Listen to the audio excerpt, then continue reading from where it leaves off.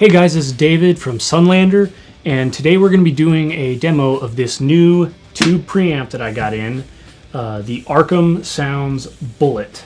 And they do not make these anymore, so I guess this is more new to me, but it is a 12AX7 tube preamp circuit from Micah at Arkham Sound.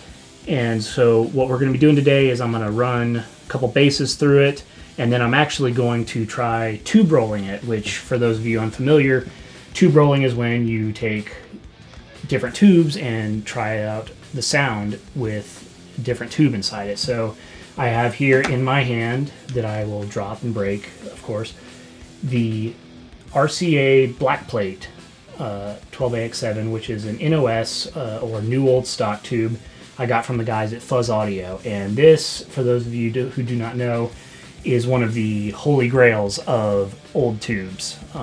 So I'm hoping that we can actually see a pronounced difference in the sound between the original JJ 12AX7 in here and this tube.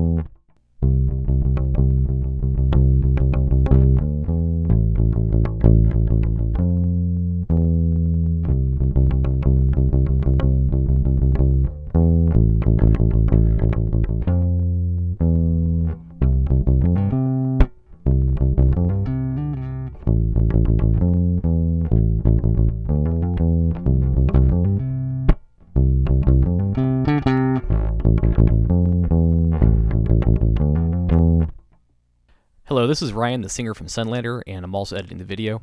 After rendering the audio for the video, we noticed that it wasn't that apparent of a difference, despite in the studio it being a very, very obvious difference. So here are the details. The first is the dramatic volume difference. You can actually see that it peaked at one point a little bit, despite the settings being the same. There's also a sub 50 hertz boost in the RCA tube. There are some pretty dramatic differences in the 750 hertz to 1 kilohertz range, the 1 kilohertz to 3 kilohertz range, and everything above 18 kilohertz. And I also wanted to show that the low-end flutter that you're hearing is actually a high-end clicking. It was modified using X-Click Mono. It was not visible in the waveform, but was on a spectrograph, and it was not audible when listening to the reamped preamp in the studio.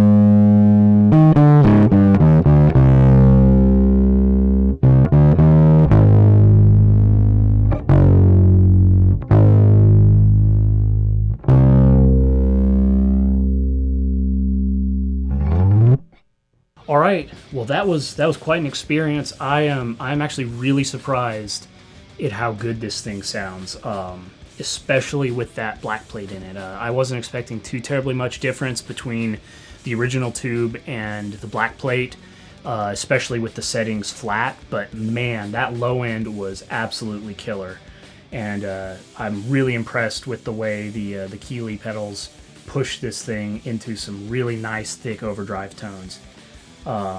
Now, for those of you who are saying, "Oh man, I got to go buy me one of these now," unfortunately, this is an older model. He does not make these anymore. However, Arkham does have the Zephyr, which is a rack-mountable preamp, which is all of this plus some really nifty other additions like XLR out, direct out range knob, which adjusts actually the whole spectrum from the bass and the treble. So this is kind of the toned down version, for lack of a better term, and is still on its own an amazing little preamp.